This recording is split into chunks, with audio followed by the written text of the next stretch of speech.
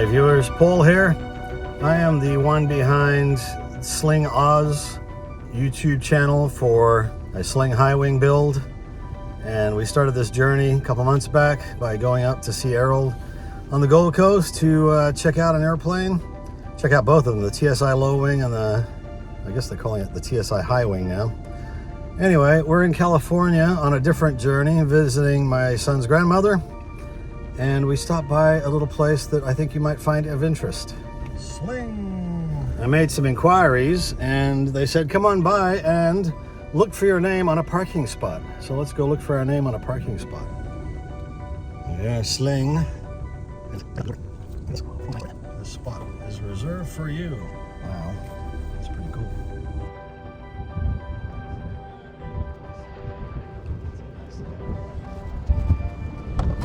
Flying here with Garret, our pilot. Yes, yes, sir. Instructor pilot. Wow, look at this. That is nice.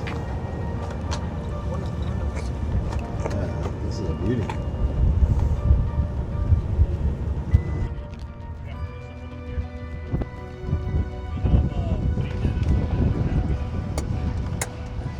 All right, so you kind of doing the pre-flight, are you? Yes, sir. You have to quit calling me sir. Go, master comes off. All right, controls check. Flight controls are free and correct for the time being. Those are nice handles. Mm-hmm. I've seen those advertised. They're very comfortable. They're very comfortable to grip. Yeah. A bit fancier than the standard ones.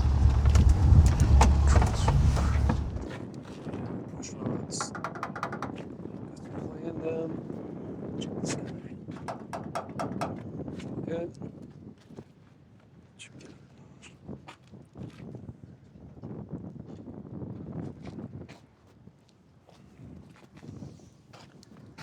I just want to talk through a little bit of what you're doing, Garret. I mean, Yes, sir. Basic, standard. Yeah. So basically, what I'm doing is I'm coming around. I'm checking all the push rods that are attached to the cable pulley systems.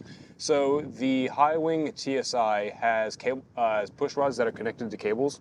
So they handle very smoothly, very agilely.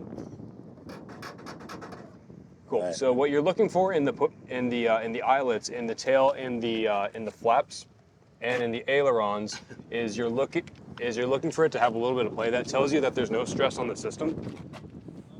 So as long as you have some wiggle room, so to speak, in the eyelets, then that's okay. That's all right.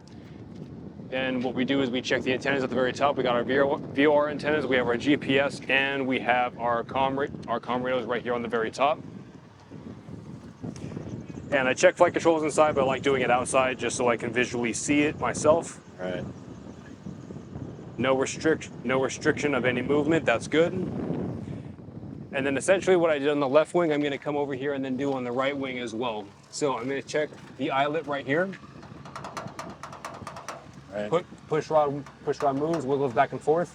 And what the maintenance does here at Torrance is we have what's called a torque stripe right here. So basically what a torque stripe is it tells us when we look at it visually as pilots that that it has not come loose in any way. As long as this line is uninterrupted going from this piece to this piece, we know it hasn't moved, so we're good. Okay. Yeah. Yeah, it's very nice that the maintenance guys do that for our own peace of mind. And same thing over here on this side, we check this eyelet, this push rod over here. You want to have some play in it, you want to hear that rocking back and forth. That tells you that there's no stress on the system. All right. Yep. That's good tips. Cool. Sounds good. And then as we come along, this is a personal preference of mine. What I like to do is I like to take my hand and I like to run it along the leading edge of the wing. Nothing should catch my attention. It should be smooth, in which it is. I check this side. I already checked that side, so we're good to go. Now what I'm going to do is I'm going to check inside of the engine cowling itself. So inside the engine cowling, we have the heart and soul of this airplane, the Rotax 916IS, fuel injected 160 horsepower, turbocharged.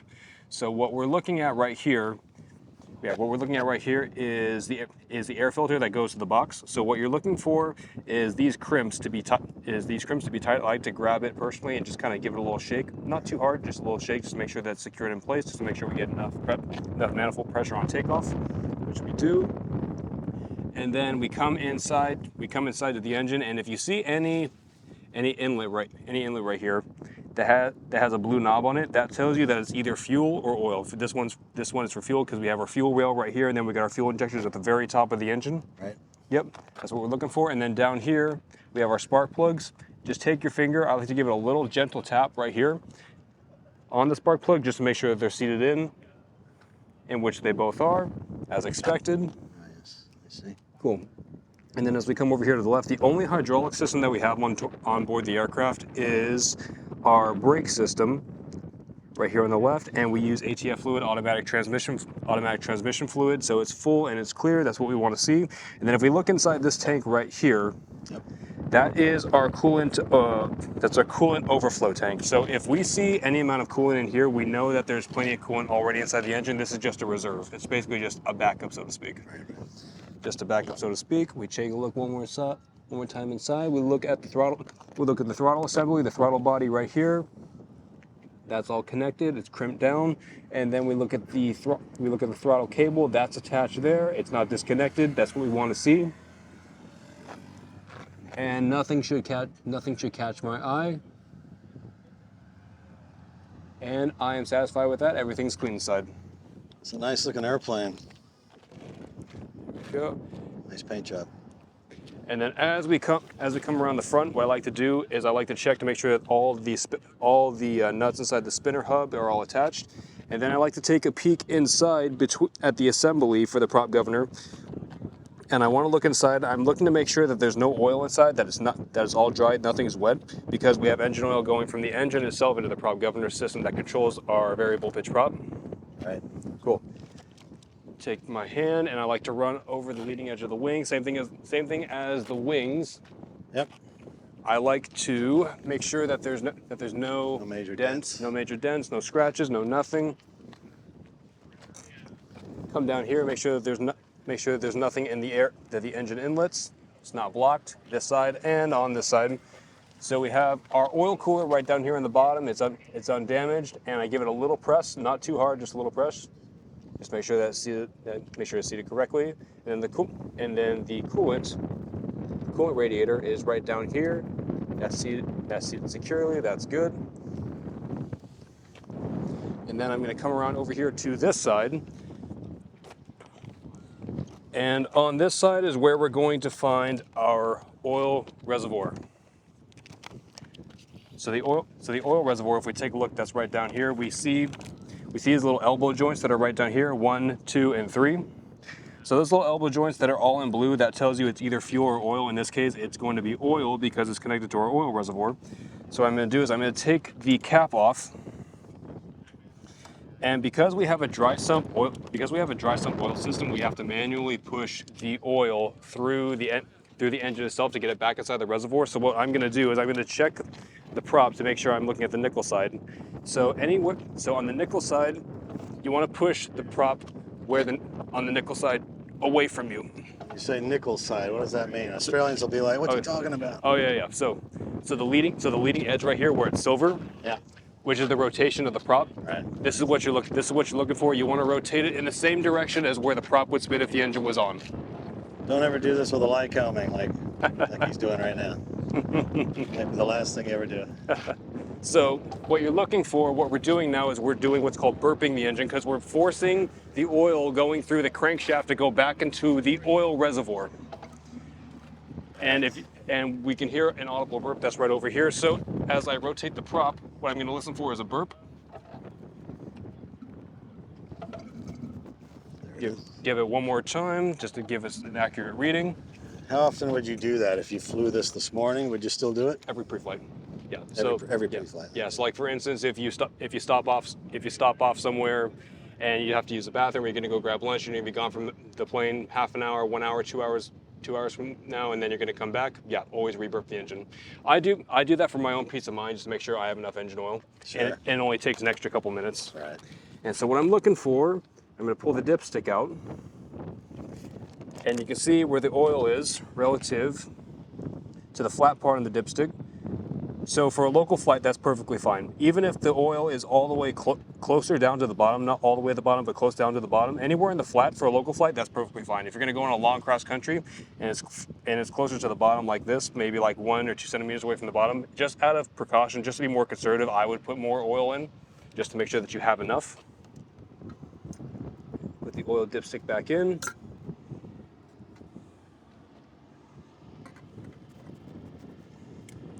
Twist that guy back around. And then the same thing on this side that we did on the other side. I'm going to go ahead and check the engine on this side. We got the spark plugs on this side. Give it a nice little push in. It's seated because it didn't move. I didn't hear any clicking, didn't feel anything. Same thing on that side. I'm looking at the fuel rail at the very top right here. I'm looking at our fuel injectors. Everything is connected. Nothing is disconnected. Personal thing that I like to do on this side that you can't do on the other side is I like to reach underneath the cylinder when the engine's cold. When the engine's cold, and I like to feel the very bottom of it, and there should be no oil on my fingers. Yep, there's no oil. Oops, sorry. And I like to reach on the other side. Kind of feel there, good. No engine oil, nothing's leaking, we're good. Okay. Cool. Check one more time inside. I like to kind of grab the exhaust and give it a little shake. It won't move much, but you're looking for it to be sturdy. It shouldn't budge. Good, that's what we're looking for. And then everything inside is dry. There's nothing shiny, no oil, no fluids are dripping anywhere. The airbox is connected, crimped down. Cool, we got our rectifier regulators here, 1 and then 2 on the other side. And then this right here is our fuse box. All right, I'm satisfied with everything that's right here in the engine. We're gonna go and close this guy down. All right, now that everything's good with the engine, now what I'm gonna do is I'm gonna go and check the fuel. Now, because we have a high wing, of course, we have to go grab a step ladder in order to check our fuel level. All right.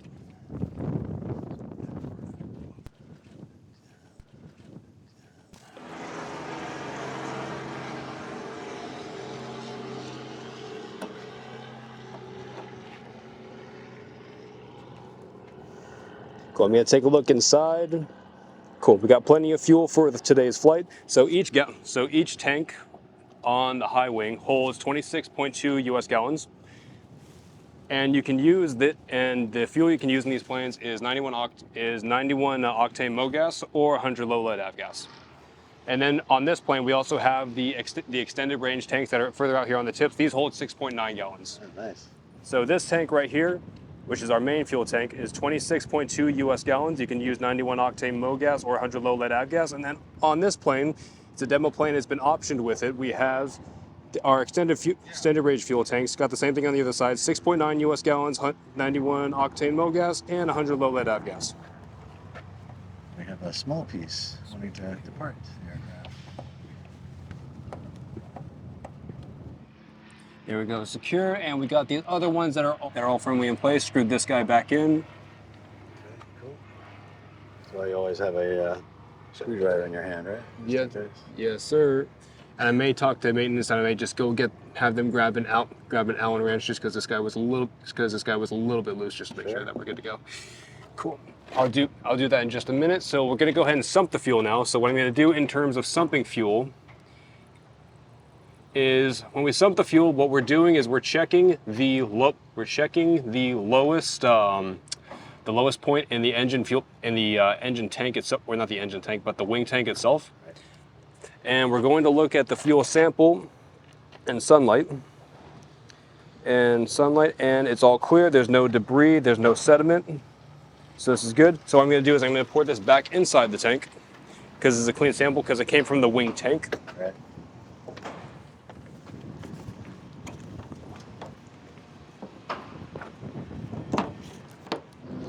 Plenty of fuel on this side. We're good to go.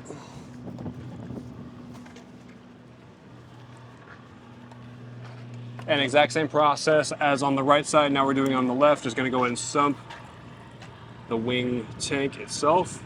Because you're replacing it back into the wing, you just do the whole thing. Mm-hmm, exactly. No sediment, no debris. That's all good to go. Back in my day, we used to just chuck it out the back of the airplane.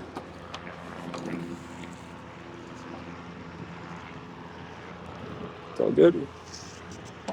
We always sump the wing tanks first, but now what we're going to do is we're going to sump the lowest point in the engine system. It's called the gascolator. So the gascolator is all the way down here at the very bottom.